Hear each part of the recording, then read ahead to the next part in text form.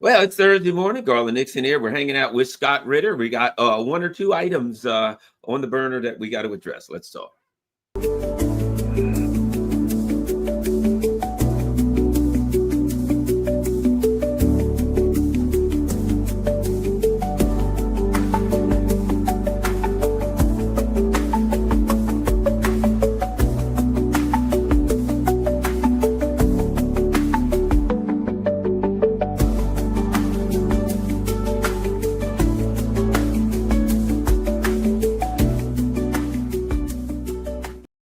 Hello, Garland Nixon here, hanging out with Scott Ritter. And as always, when we get started, before we get going, we're going to find out what Scott is up to these days, kind of update you on that. You can always go to scottritter.com for more information. Scott, what's happening in the Scott Ritter world that people need to know about and get involved in?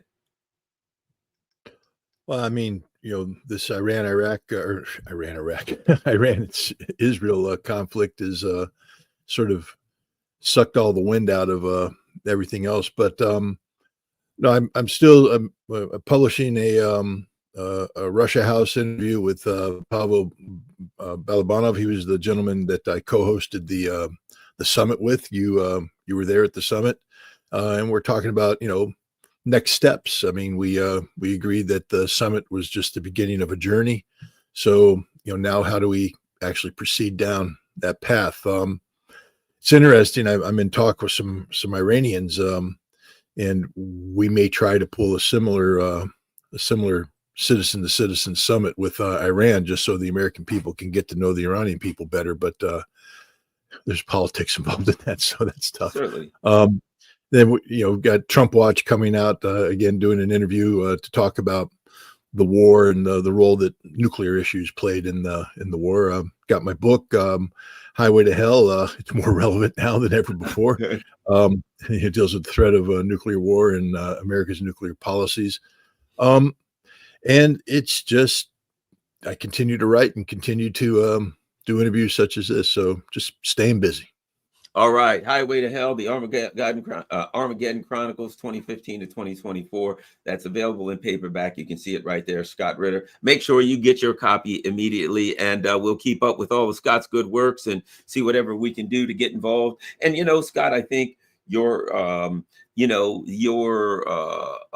event that you had to kind of get the American people and the Russian people to get acquainted. Now you're hearing that maybe perhaps Iran, other countries. I think it's the start of something big because as one of the things that you have to do is demonize people if you want people to hate the Russians, the North Koreans, the Chinese, the on and on and on. And when regular people get to know regular people, they usually get along because regular old people got so much in common. So this is good work. And I think you have opened a door, man. I think you've started something that a lot of people are going to look at and say, hey, that's a model that we can move forward with and hopefully good things can happen. All right, let's get started.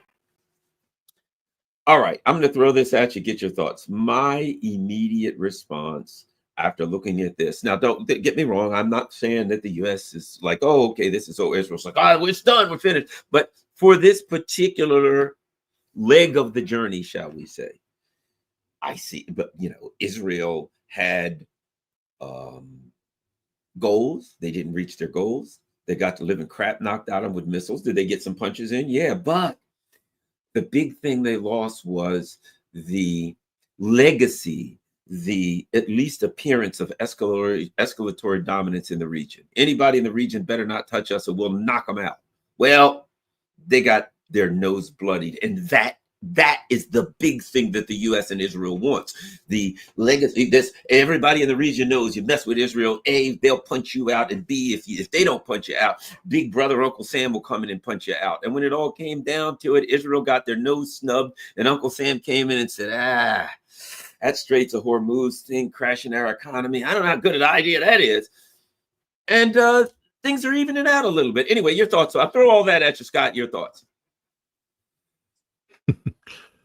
Well, I'm not saying you're wrong because, all of that is true, what you said. The only problem is that we have to overlay that a rational actor. I mean, if you're going to lay out a rational premise, then there has to be rational actors that populate this premise. And Donald Trump just isn't a rational actor. it's this man is such an egomaniac, such a narcissist, that you can't exclude the possibility that much of what he's done over the course of the past week is posturing a game so he can get Barack Obama's Nobel Peace Prize, because that's what this is about, apparently. How does Donald Trump get the Peace Prize? He's set his goal on this. When you go to Nato and you lobby behind the scenes to all the heads of states, nominate me for the Peace Prize, or else I'll be a mean son of a gun. You get, I mean, this is what's driving him right now, which means that this isn't serious policy. And he sent 7 B-2 bombers and a number of advanced fighters into war, into combat, so he can get a peace prize. Meanwhile, 600 plus Iranians are dead, 27 Israelis are dead, billions of dollars worth of damage has been done. The world almost went critical. So Donald Trump could get a Nobel Peace Prize. And we haven't solved anything. If you take a look at the underlying reasons for this conflict, ostensibly it was about Iran's nuclear program. Now, Donald Trump can use whatever words he wants to describe the impact of the American bombing. Obliteration is not a technical military term, at least not that one that's normally assigned to battle damage assessments. But he's seeking to create a case that we have eliminated the threat from Iran's nuclear program. And yet he doesn't know where 400 kilograms of uranium hexafluoride enriched to 60% is. He doesn't know what the status of thousands of advanced Iranian centrifuges are. And I'm not talking about the ones that were at Natanz or at Fordo.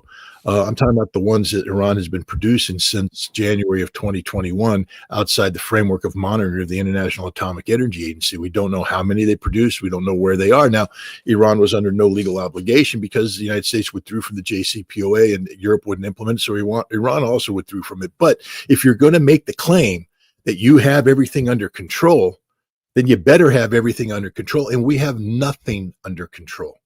We don't know where this material is. We've given Iran every excuse possible to, actually pursue a nuclear weapon. We haven't retarded that at all. If they've evacuated critical manufacturing equipment, there are dozens of sites under mountains all around Iran that are evacuation sites that could be readily converted into temporary manufacturing facilities if Iran wanted to pursue a bomb.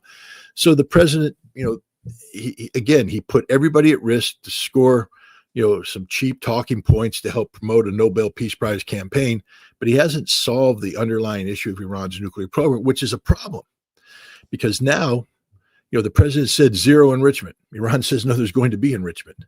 How do we jump that hurdle?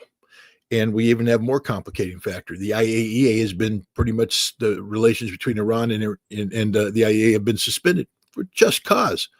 But do people not understand the ramifications of this? Let me just break it down for you so people get it. Iran had a nuclear program. It was being monitored with some confidence by the IAEA, so much so that Rafael Grossi could go before the international community and say, yeah, I know I wrote that really bad report, but it had nothing to do with weaponization. Actually, there's no evidence that Iran is moving towards a weapons program. And that was an assessment that was fresh at the time Israel bombed. But now Rafael Grossi has to say, we've been notified by the Iranians that they've taken security measures. They're doing things that we don't know about. Herein lies the problem. And then we bomb these sites. Now, I'm telling you, as a former weapons inspector of a nation that got bombed, when you bomb something, things get blown up. Israel brags about hitting the Iranian archives, nuclear archives. That means they've destroyed data, they've destroyed documents. So when this is all said and done, and it's going to take a long time for the IAEA and Iran to repair their relationship, if ever.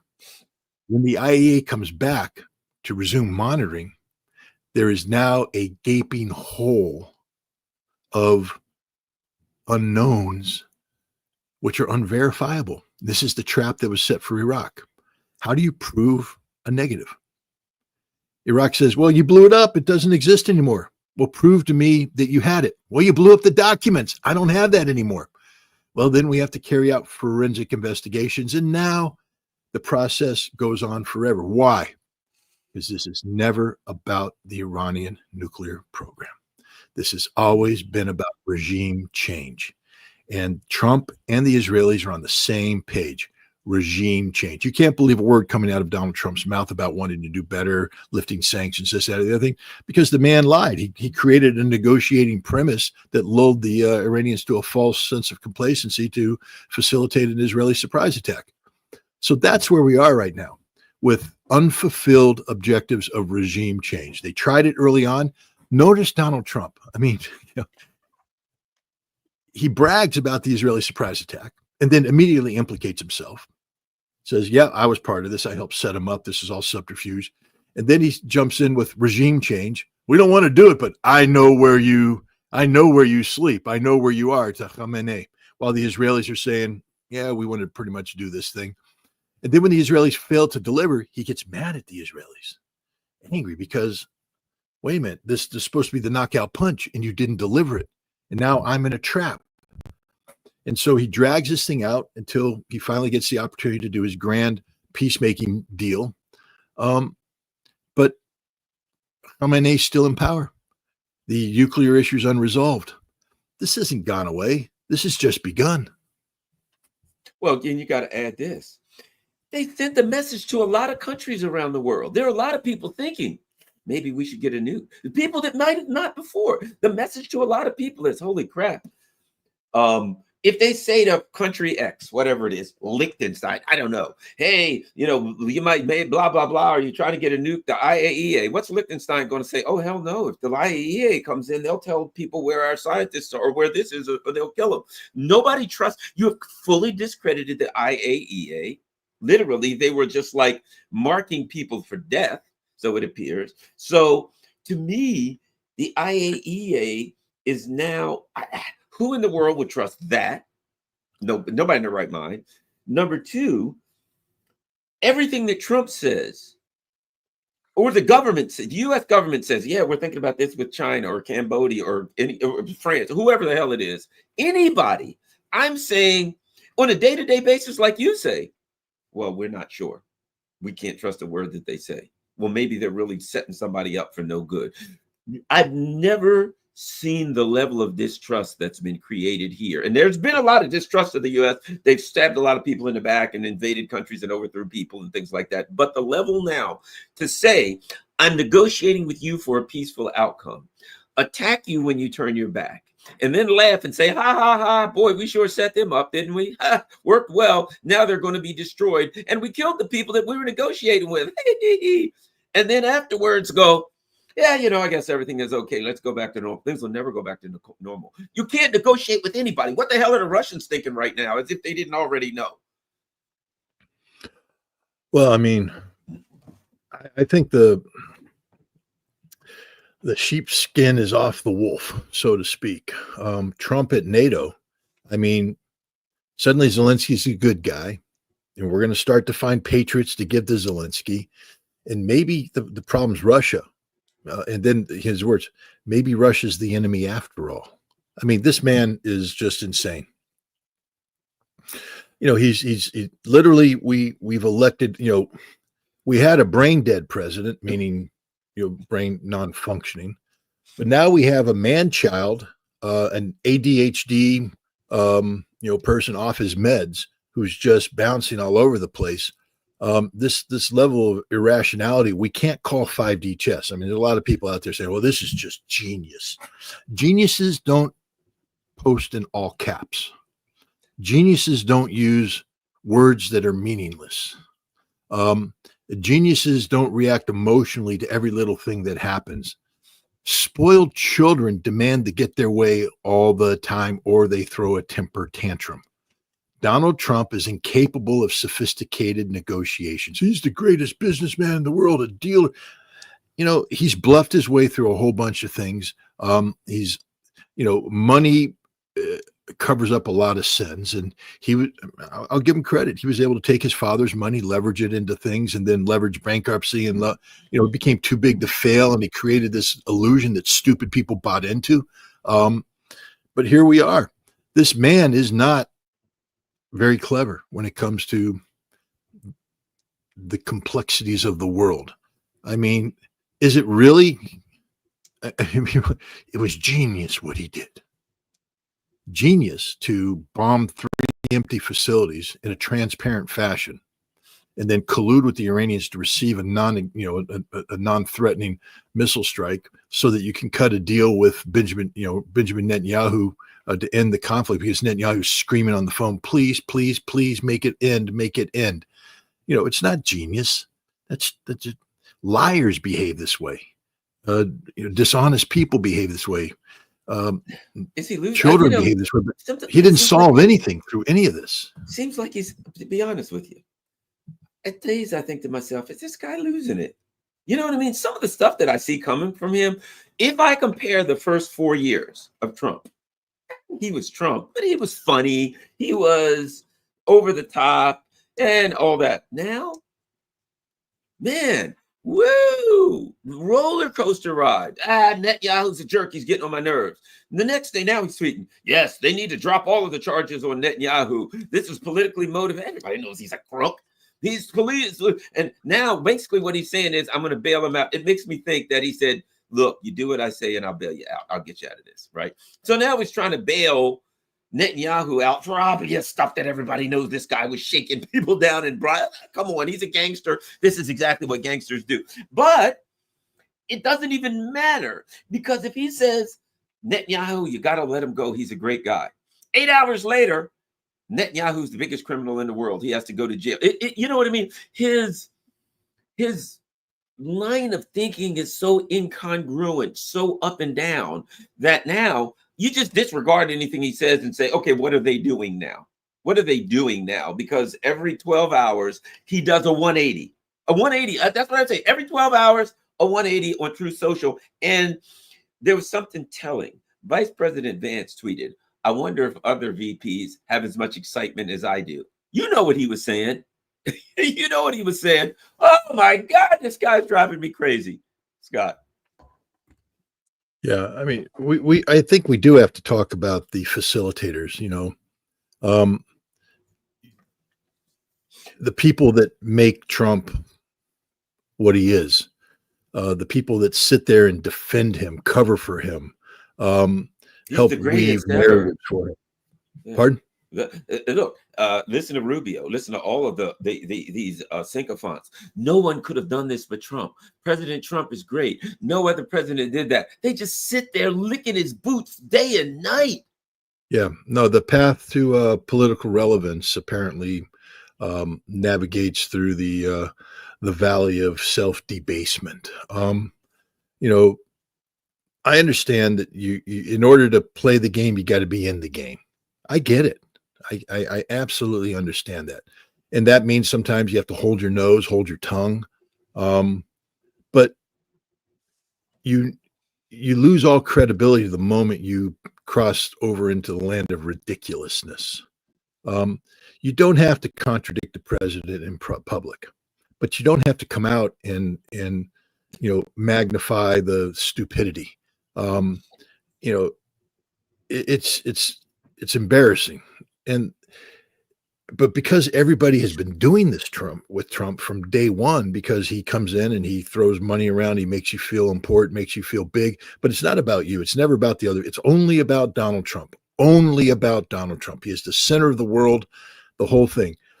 And he will dispose of you because there's apparently an endless line of people that are willing to come in and just do anything to get up there in that circle and to be around the Trump man, but the moment you wake up and have a moment of clarity and go, oh, wait a minute, then he turns on you, attacks you, dumps you, and then he moves on because you don't matter. The only thing that matters is Donald Trump. And so we have to understand what's wrong with the American system that produces this legion of sycophants. And I think one of the problems is the deep state, and the addiction to power that the deep state, brings with it, because it's corrupting. And when Donald Trump, sort of jumped echelon, and it didn't go through the normal channels like the Republican Party, to be controlled by the system, he jumped channels. The system adapted.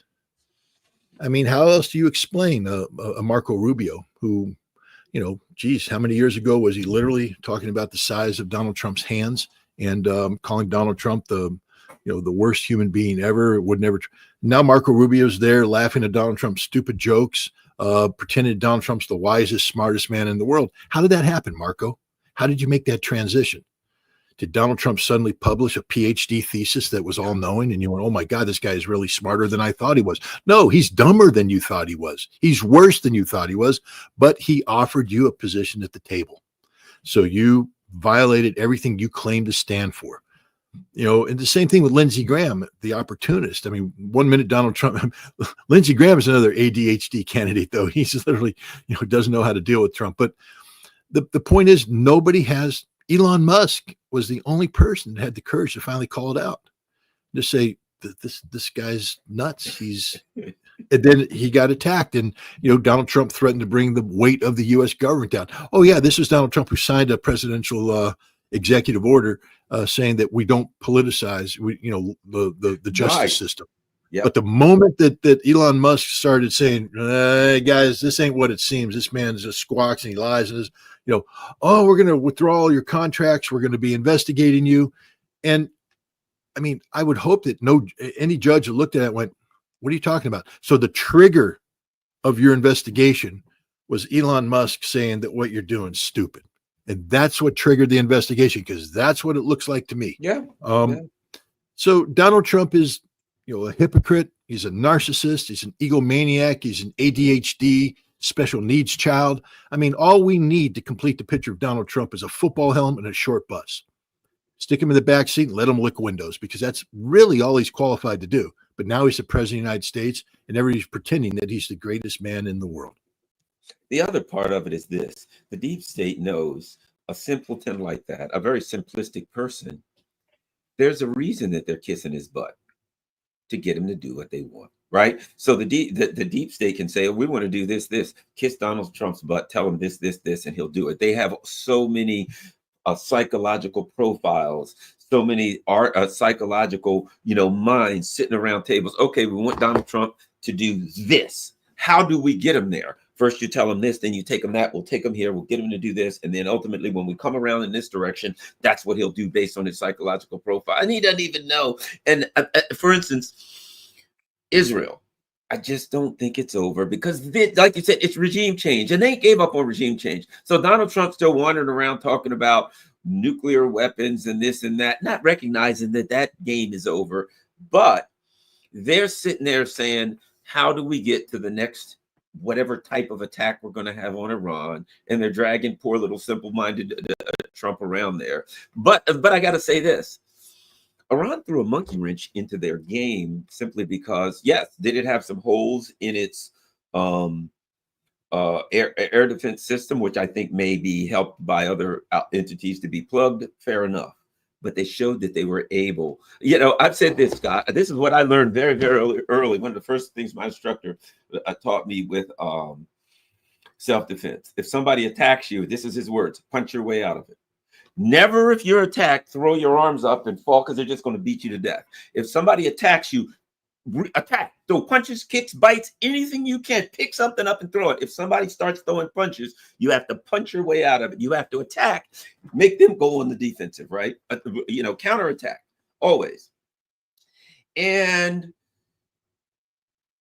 when they got their footing and said, okay, we got a little air defense, this and this, they started throwing missiles back and they counterattacked. And what they showed was, once they went on the counterattack, they were able to get the initiative.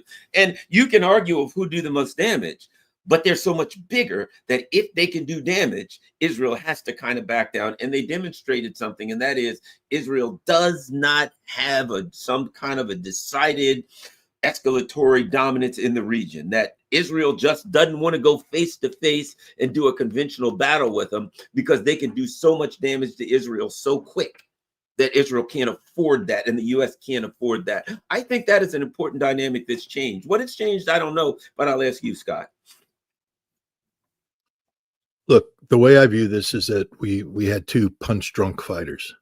They were in the ring and they were just knocking the snot out of each other, but they were both punch drunk.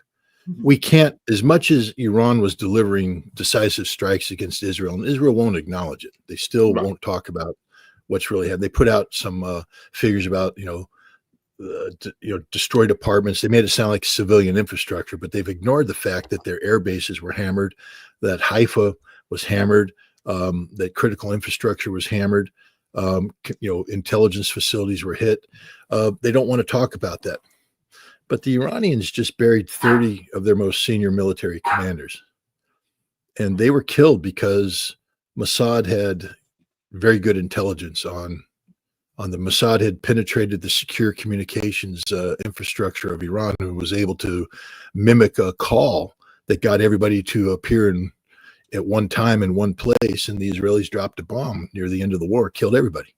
And from the Iranian perspective, you're taking these blows and you're going, I don't know how to stop this. Yes, we can keep firing missiles, but every day the Israelis, they're finding out where we're at and they're killing us. We need this thing to come to an end until we can reset and move on. So the Iranians needed to stop this war as much as the Israelis did, I believe. I believe the Iranians were getting hit really hard where it hurt. And they needed to stop this war because yes, they could keep firing missiles, but the question is they're going to run out of generals before they run out of missiles. So I think the Iranians also had to stop this conflict because they needed to do reset. Their air defense was gone. That's the other thing. I mean, if you remember, True Promise 2, this Pepe Escobar wrote a story about an F-35. They got lit up, and he was like, the Iranians got the best things in the world. They lit it up. The F-35 had to run. A sparrow can't fart over Iranian airspace without being detected and shot down. None of that was true. The Israelis eviscerated Iran's air defense, and Iran was left, not defenseless, but exposed. The Israelis were able to put bombs on target anywhere they wanted to in Iran. That's the truth. And if you're the Iranians and yes, you're still firing your missiles and you're still doing damage, but the Israelis now have the ability to drop a bomb anytime, anywhere, and they have good intelligence and they're tricking you into doing things. You don't know how they're doing it. The situation's out of control. You have to hit pause. And so the Iranians hit pause too. Now, hopefully they are able to take advantage of this. My dogs are like, yes, don't pause, Iran. Keep fighting. Keep up the struggle. But and everybody, I always love it when people over here, Iran, those chicken shits, they should have kept going. Really? You weren't the one that was in a war and getting people killed. That's easy for to say. If somebody was bombing your neighborhood. Yeah. So that, I just hate these people that are like, Iran should have kept going till the bitter end. Well, they did. And it was pretty damn bitter. What the Iranians did is pause at a time when they can articulate a cognizable case that Israel was hurt. And after all, it was Israel that was calling Donald Trump begging for the ceasefire. Hey, they can claim victory. If you can stop the fighting and claim victory, and some people will say, yeah, I think they won because the other guy punched first. I think it's smart. You don't have to punch anymore, and you can celebrate and you can get out of it. You can go to Russia and try, hey, can you give me a hand now? I'm sorry, perhaps I should have taken it a little bit earlier. You know what I mean? You can make some moves, but here's the important thing. Your people at home will feel that you want, politically at home, and that's always an issue for Iran. They can stop and they can say to the people at home, we stood up against the U.S. and everybody, and we won. And the people at home will say, yeah, okay, we're okay with that. You know what I'm saying? I think it was politically, militarily, I think it was the smart thing for them to do. And personally, I don't care who's at war. I always want the fighting to stop because I'm an anti-war person. Anyway, go ahead. Well, I'm not an anti-war person. I don't like war. But if you want to fight, then let's take the fight to the bitter end, and you know, You're right. there needs to be You're a a victor. military But guy, you yeah. also have to understand that there's, I want to win the war. What I don't want to do is fight a battle for Hill 861 and lose 90% of my capabilities taking Hill 861, only to find out that tomorrow, the enemy's coming in with reinforcements. I'm going to lose the hill and lose everything I had. Fight smart. And I think the Iranians took a look at the situation and said, this isn't going to end now. I mean, how could it? When the U.S. and Israel talking about zero enrichment, and Iran saying, no, we're going to keep it. This thing's going to be on. The real objective, regime change, not the nuclear thing. So I think we're in for another round of fighting. But I'll say this about Israel. They threw away a 10-year intelligence operation, maybe even longer, infiltrating the drone operators in there, getting them in, the drone factories, the whole works. That's gone. 700 to 800 people are going to get hung by the neck until dead over the course of the next couple of weeks. These are all Mossad agents. That network's gone. It's going to be round up. Unless Israel's sitting on another 10-year operation, they decided not to unfold during this effort. The communications, Israel played all their tricks. They played all their tricks against Iran, and it didn't work. And now Iran is able to reset there. No more tricks. Israel exposed. I mean, the bottom line is if Israel and Iran start fighting again, there's only so many ways you can fly an F-35 and an F-22, and I think Israel flew them all. The Iranians now know the Israeli bag of tricks, and they are out now, working to buy equipment and get assistance rapidly that will enable them to reconstitute an air defense that now is specifically configured to deal with the threats that were exposed in this. Meanwhile, how about this, Scott? I think this is important, just to throw this at you. I will be willing to bet, a couple of Chinese spy ships showed up. They went to Russia.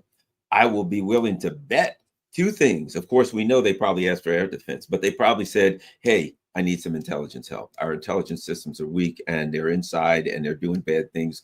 I will guarantee they asked for intelligence help also. And of course got it, because you're looking at, Russian countries that have had their own intelligence issues, but they've had to fight that. But I bet you they asked for intelligence help also.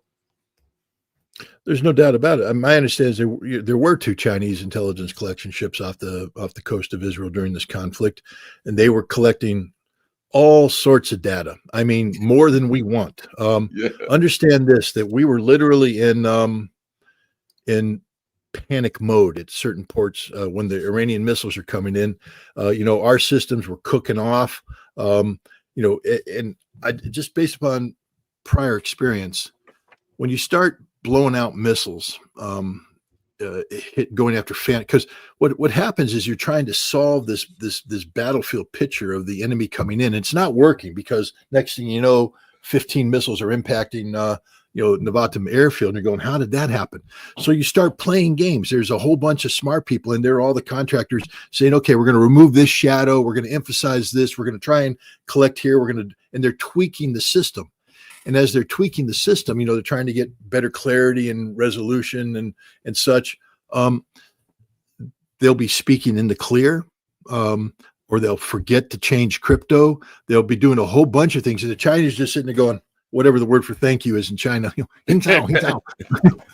as they're collecting all this data of us on overload, and they're collecting all the technical data of everything that's going on, and they've absorbed it all. And then they're going to do a big data dump. And I think that's what you're going to see. One of the relationships between Iran and China is the big data dump, because it's also in China's interest. Remember this. People are like, why would China do that? Taiwan? Because the very same missile defense system that Iran is, cracking and trying to crack is the one that'll be superimposed over Taiwan. And China just won the game. They literally just went, thank you.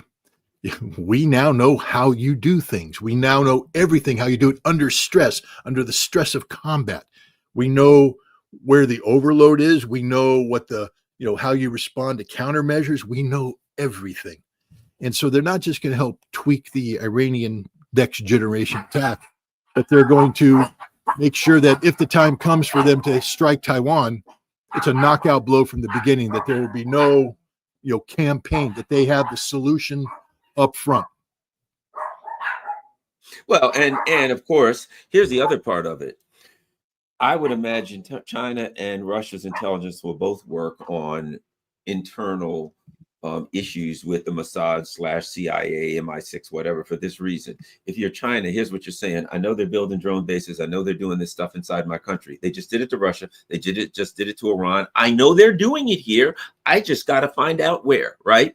So what are you doing? You're carefully working with the Iranians to find out everything the Iranians have figured out, to work with them, to provide them additional electronic surveillance measures, the Russians and Chinese, everything, because you want to pick this thing apart and find out exactly what they do and how they're doing it, so you can go home and apply that at home to try to, figure it out. So the other thing is, in the same way that Russia, China, etc., on the Ukrainian battlefields have been picking up data as to how NATO in the West works, they're going to continually work together to do these things. So the bottom line is this, horrifyingly, it's kind of an unofficial world war going on here, where the U.S. empire is trying to take everybody else down, and so we can remain in charge. But everybody else has been inspired to work together, and I think that it wouldn't surprise me if there's some deals signed where maybe Iran comes under Russia's nuclear umbrella or something like that. But anyway, let's go. Let's wait. Well, we have so much time left. Let's go to Ukraine. Am I mistaken? Is there anything left in the Luhansk region that the Russians haven't taken? It seems to me like Luhansk is done. Luhansk is 100% Russian controlled. They had 99% of it, but there was this one little fortified village complex in the southwestern corner of Luhansk that was holding on for dear life, and it was the Russians having a hard time cracking it, but it's cracked. So Russia now occupies all of Luhansk, and in doing so, they fractured yet another defensive line, and you're going to start to see the Russians start to roll up that defensive line and continue. It's what's been happening all along the lines. There was some Ukrainian counterattacks. They get beaten back, but by and large, the Russians are just advancing, and the Ukrainians are getting weaker and weaker and weaker. It's curious. Syrskyi, the general, came out and he's trying to impress people on the how Ukraine has evolved. He said, early on we were doing battalion-sized strong points. But then we said, that's not working for us. So we went to company-sized strong points.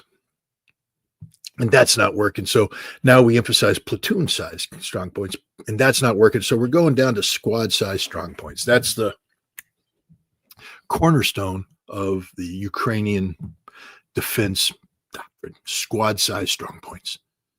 But what he just acknowledged is that Ukraine no longer has the ability to do battalion-sized defensive operations. That they've, yes, the war has changed. The drones have changed everything. Again, I talk about this when I talk about Russian assault tactics. Today, the Russians talk about 3s and 6s. Their basic assault crew is a 3-man team. 3-man. Never in my wildest days as a Marine would I consider assaulting a fortified position. If there was an enemy entrenched, an enemy squad, say 11, 15 men entrenched in a fortified position, I wouldn't touch that thing with anything less than a reinforced company using standard Marine Corps tactics. And the Russians are like, 3 guys. 3 guys. What do you mean? Yeah, but it's 3 guys with drones overhead, 3 guys with fire support, 3 guys with drones coming in and popping. And basically they suppress everything, and the 3 guys just come in and mop up. Now, when they fail, as they often do, then you end up getting 3 dead guys, or 1 dead guy, 1 wounded guy, and the other guy dragging the wounded guy back. It's a bad day for 3 people. But for the most part, the Russians with these 3 guys are taking these squad-sized positions, neutralizing 7 to 11 to 15 Ukrainians. And as soon as they take it, then the 6s come in. 6 people rush in and dig in. And so now you've got the Russians holding the position with a reinforced squad, 9 guys holding the position. And then they do a rotation. 9 fresh guys come in, grab that position. These guys go back and get cleaned up, eat, and get refreshed. And the next group of guys sends their assault team out, 3 guys, to take the next position. And that's what the Russians are doing. They're just going squad position to squad position to squad, tree line to tree line, trench line to trench line, 3s and 6s, and it's nonstop. And the Ukrainians can't stop it. They've admitted it. The Ukrainians were stopping some parts of this with their drones. The Ukrainians were very good at flooding the zone with drones. But the Russians are perhaps one of the most adaptable militaries in the world. So when they got tired of, basically crawling 1.5 kilometers in drone-infested skies to get to their assault position, only to have their assault break up with endless drones coming at them, the Russians broke the code. It's not about shooting down the drones. It's about killing the drone operators. And now the Ukrainians admit it. They can't even begin to do drone ops because the second they start, their whole world goes to hell. The most dangerous job in Ukraine today isn't frontline infantrymen. It's drone operator, because the Russians have made killing you their number one priority, and they've broken the code. The Russians, using AI, have basically, they collect data on how drones operate. So, because your drones, you have to come out in vehicles, you have to set up your communications. Maybe you do an offset, a relay, but then you have to lay out your drones, and then your drones have to take off. And what the Russians have done is they've been monitoring this, and they have pattern analysis. It's like what we call, patterns of life in the intelligence business. You're looking at, what people do, what time they get up in the morning, things of that nature. Well, there's a pattern of life for drone operators. And now what the Russians have done is they've done predictive analysis based upon past tactical performance of the Ukrainians. The Ukrainians come in and they have assets pre-positioned, anticipating something. As soon as they collect something, bam, bam, bam, the Ukrainians say, we have to run. And as soon as they lose their drone coverage, that frontline squad position just became ripe for the picking. And now those Ukrainians are stuck. The Russians start hitting them with the drones. And again, you can be in a drug out position, and when that little, buzzing bomb comes at you, I mean, have you seen the videos? It's sort of frightening, where they're just sitting there and you're, and they're like, oh God, please don't come here. And sometimes it goes away, sometimes it comes there. Well, that's the reality of a Ukrainian squad. They get hit with artillery. There's no rotation, no sleeping. And then the drones come in. And then by the time they've been wounded, killed, confused, 3 Russian assault troopers come up and give them the opportunity to surrender or die. And it's that easy: surrender or die. And then the 6 come in, and it's repeat and rinse. But the Ukrainians have lost all control of this battlefield. They are literally in a constant defensive posture, being pushed back. Meanwhile, the Russians are just blowing up everything in the rear. There's no air defense, no meaningful air defense. Maybe that's why Trump sort of felt sorry for them, because now, we've sent all our air defense to Israel, but we have this ceasefire. And so now he's like, maybe I'll get some Patriots over to Ukraine. It seems to me that your thoughts, this NATO thing the other day was just an absolute farce. There, you got people kissing Trump's butt, running around, calling him daddy, whatever the heck. I mean, they're just absolutely, smooching up to his ego.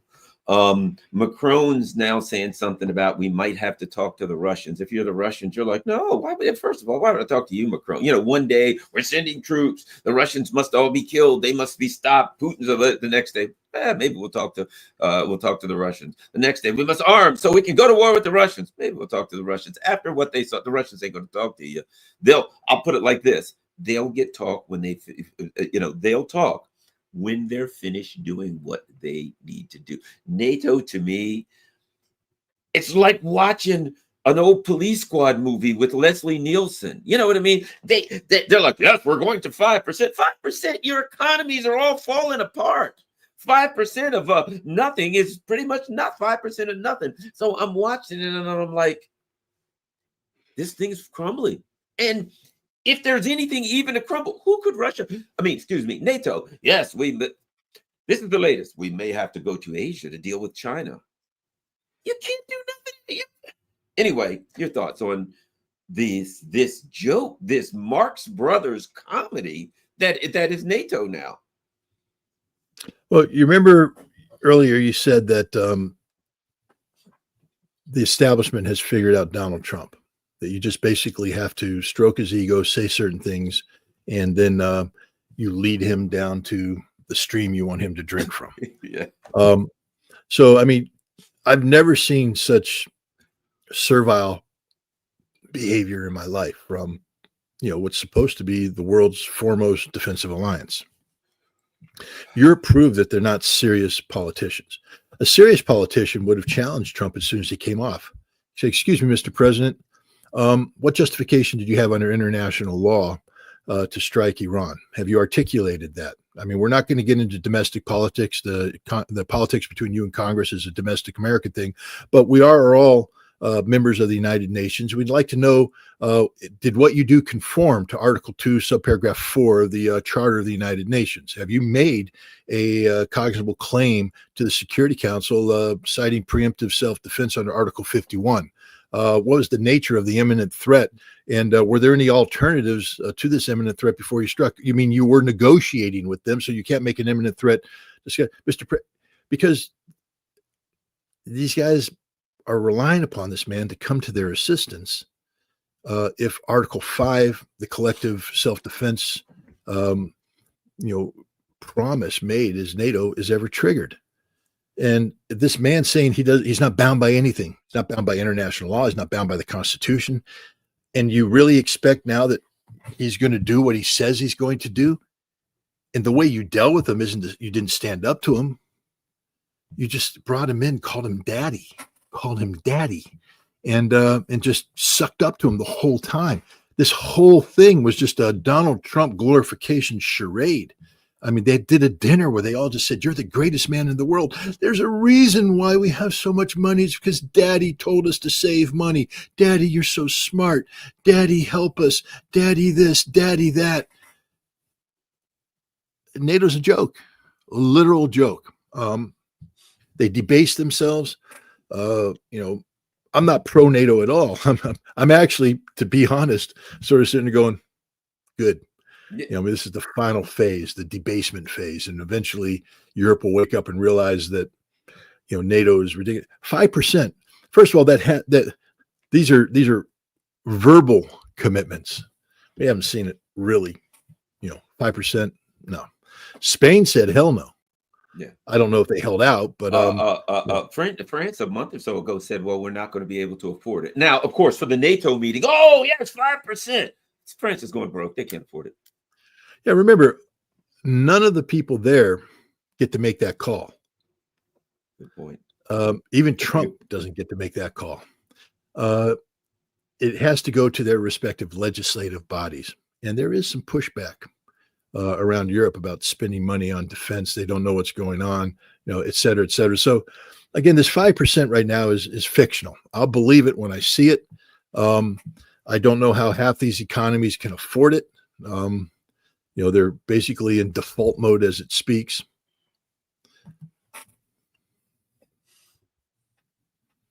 Oh, okay. Sorry about that.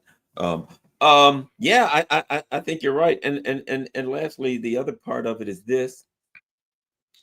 As I see it, NATO at this point has zero military capabilities. I was watching something the other day about what was happening in Iran, and they're like, okay, when the missiles fired, right? Then you got a bunch of some NATO ships that are like in the Persian Gulf or whatever. Then you have some bases in Iraq that are bases, that they have different stuff. Then you have some other stuff in the Red Sea. So as these missiles fly, they're firing it from NATO ships and all, then some other ships. So they get like engaged by 4 different air defense systems before they even get to the Israeli air defense system. None of them should get through. And some of them are still getting through. But again, what are they doing? They're using up, France is there. Their ships are there. England ships are there. Italy ships are there. So even as they have virtually zero capability, they're using up their air defense system, firing at ghost. Apparently a lot of these missiles were duds and ghosts and stuff. The one they didn't have a warhead on them. But the bottom line is, They've sent all of their tanks. They can't make anything. They don't have money. They don't have energy. And now, to me, NATO is fully demilitarized. I'm reading that the U.S. is saying, well, we can keep supplying missiles and stuff to Israel, but they're using them at an alarming rate. NATO, to me, I mean, they're like, the Russians want to take us over. Well, if they wouldn't, you got nothing. Lucky for you, they don't, and nobody else does. It's crazy, Scott. Yeah. It's amazing how much money NATO spends on defense and how little they get from it. You remember in 2022, Pistorius, the defense minister of Germany, and Olaf Scholz said, we need 100 billion rubles, or not rubles, euros right now. Yes. Right now. We need to build the most vibrant, active military rapid response force, 100 billion euros. Give it to me. And the German parliament said, Sieg Heil, and they gave it to him. Last year, in the defense budget, Pistorius comes to parliament and says, yeah, I need, I'm going to throw a number out there. It's probably wrong, but, I need, 12.5% increase in the budget. And the parliament went, for what? Oh, for modernization. We gave you $100 billion. Where'd it go? It's gone. All of it's gone, and nothing happened. They spent 100 billion euros, and nothing happened. So now what Pistorius says that we need to continue the growth thing, so we need to increase it. And they went, nah, we're going to give you, and I forget what the number was, but the number they gave them was below inflation, which means that in real costs, Germany, instead of growing its military, had to make cuts because you can't keep that system going. So Germany had to start cutting troops, cutting airplanes, cutting.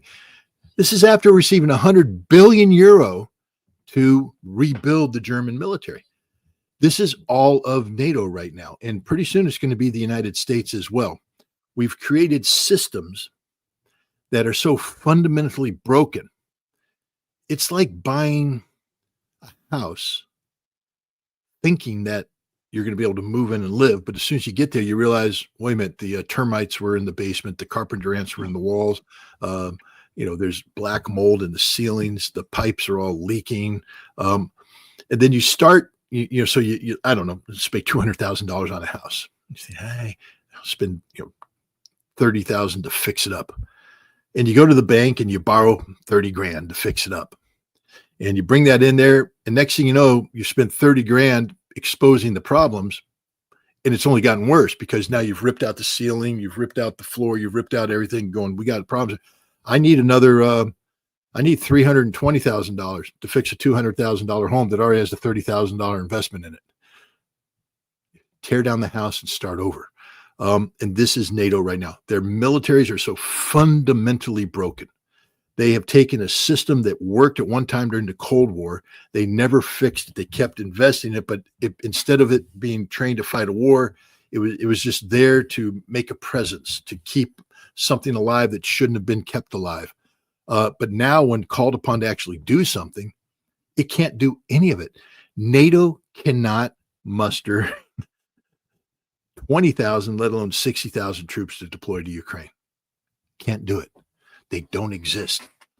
They don't know how to logistically sustain them. They don't have the trained bodies. Their training is so utterly pathetic right now. Literally, that half their troops don't even get out of garrison. They put a uniform on, then they go and they eat schnitzel and they, polish the thing.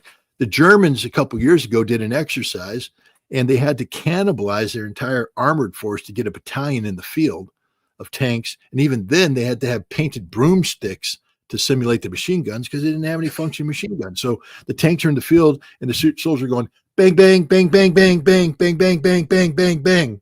It reminded me of, my first time in the Marine Corps when they issued us the M16s, but they weren't quite ready to have us have blanks or blank firing adapters because we still didn't know much. So we're learning the tactics and we're walking around going bang, bang, bang, bang, bang, because we were so boot that that's what we had to do.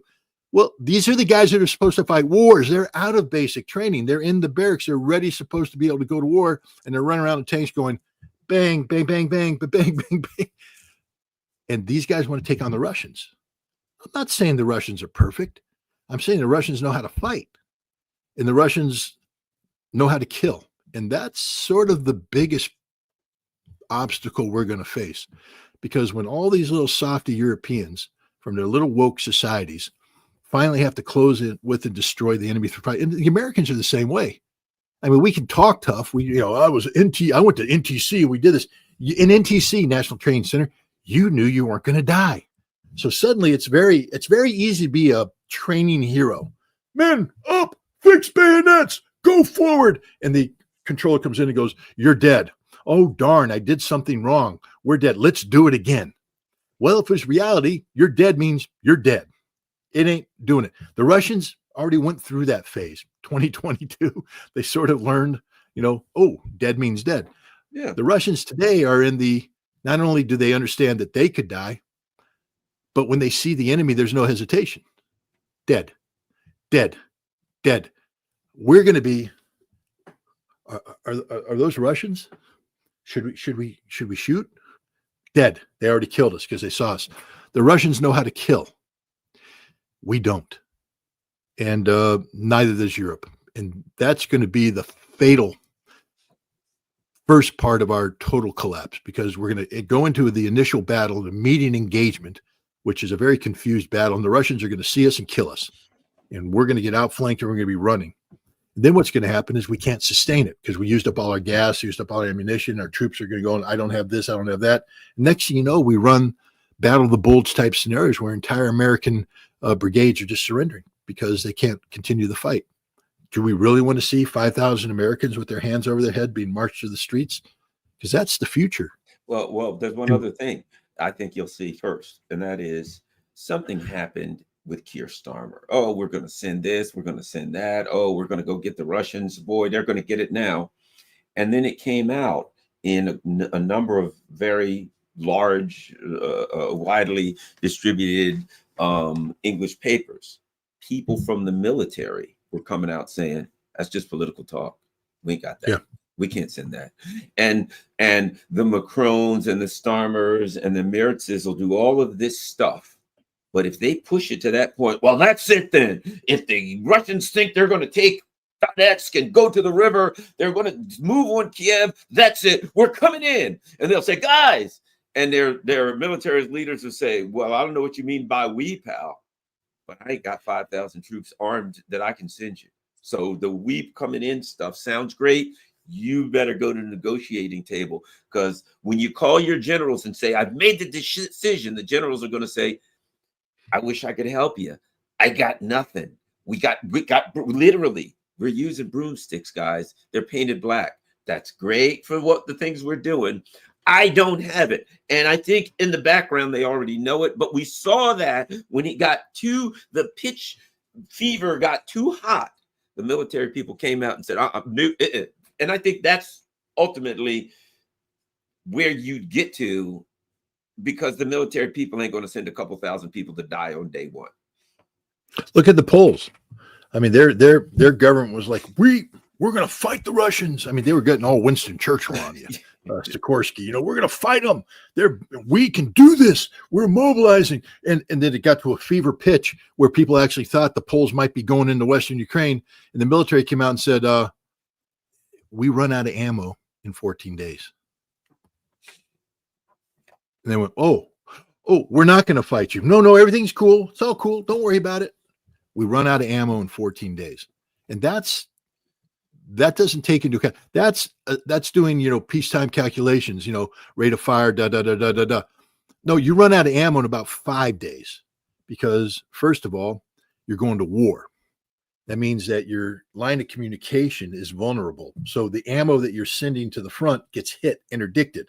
As you create ammo dumps at the front, the Russians detect it, they hit it, they blow it up. So 60% of your ammo is going to be taken out before it even gets there. And then before units can fire, they fire one round, the Russian counter battery comes in. Oh no, you run out of ammo in 3 to 5 days because everybody's dead. That's the reality. See, the Russians have already solved this problem. The Russians have already built the tactics. Remember, we gave the Ukrainians HIMARS. HIMARS was our secret weapon. HIMARS is our thing where we can reach out and hit precision strike, take out command and control posts, do all this stuff. The Russians are like, thank you. We got them. We can jam them. We can shoot them down. And just to make sure that if they do get through, we've broken up. Instead of coming in and doing the big ammo dump like they did early on in the war, and next thing you know, HIMARS are attacking them, sitting there, get this big explosion. They go, shoot, we have to stop our offensive while we bring up more ammo. The Russians are like, no, disperse the ammo, bring it in, penny packets. We only bring in enough ammo to support the limited scale operation. That way we don't give the enemy a target. We dilute the target deck for the enemy. So even if they do get through our defenses, they don't end up taking out, too much things of value. The Russians have already figured this out. Their whole way of fighting war is designed to minimize their casualties, maximize your casualties. And we're coming in still using Cold War era tactics. I mean, we actually think we're going to put 52 tanks in a battalion online and do a tank assault. And I'm telling you, those tanks won't even get off the line of march before the drones start popping them. And then you put 52 online. It's a field day. None of them will reach the first. Look at what happened with the Ukrainian summer offensive. Look at that famous photograph where you got the Bradleys and the Abrams sort of jammed up in there because the Russians just went, thank you, target-rich environment. It doesn't work that way anymore. We're operating off of tactics that are no longer viable on a modern battlefield. Yeah, I think you're right. I don't know. People are like, well, is NATO going to die? Is NATO going to go away? Effectively, it's nothing. It has to have some military. Effectively, as an effective military alliance, it's an alliance. I just wouldn't call it a military alliance. And it ain't much of an alliance when they're attacking each other. Anyway, thanks a lot, Scott Ritter. Let's not forget, everybody, you got to go to scottritter.com. Scott Ritter has the Russia House going on. That's on Telegram. Scott Ritter has the Trump Watch going on. You can connect to a lot of the works that he's done. And don't forget, Scott did this thing a while back that I would recommend called Agent Zelensky, where he exposes Zelensky as a MI6 operative, shall we say, to say the least. So it is absolutely outstanding. I recommend that. Scott, thanks a lot. Anything else? Go ahead. One last thing I'd like to say. I did a Substack article. It's free, so I'm not. But Project 38 is my latest project, and it's basically the strategic objective is to get the United States and Russia to extend the New START treaty, which expires next February. And if you don't think that's important, then you probably need to learn a lot about nuclear arms races and what happens when when that occurs. And we will have a nuclear arms race if the last remaining strategic treaty between the United States and Russia that curtails strategic forces expires. Project 38 is designed to put pressure on the Trump administration to cooperate with the Russians to extend that treaty. 38 refers to 38 minutes of terror that the citizens of Hawaii felt when they were told in 2018 a missile was inbound. They thought they were all going to die. And so we're asking for 38 minutes. I'm putting together a team B of people who have been in the White House, worked in the White House, understand how the White House works, understand nuclear policy. And we're looking for 38-minute audience with Donald Trump or his senior advisors before the end of the year to make the case for extension of New START. We're going to produce a documentary film. We'll use that to educate the population so they can put pressure on their lawmakers. But it's an ambitious project, but it can't happen without assistance. So I would ask you go to my Substack. I've published a post on Project 38. Read it. And if you think it's something you could support, it certainly could use the support. All right. Thanks a lot, everybody. And make sure that when you find that you share that on all your social media platforms. Make sure you share this on all your social media platforms. It's very important to understand that the people in the chat right now, all 3,557, I think we're up to 4,000 at one point, but that the people watching are the most important part of alternative media. You are the ones who share this on social media platforms and who get this kind of stuff out. So thank you very much. Once again, follow me on Rockfin, follow me on Telegram, follow me on Rumble. If you can afford it, Patreon, PayPal, buy me a coffee. That'd be great if you can help the channel. Whether you can or not, the important thing is, Share this on all of your social media platforms. We're out.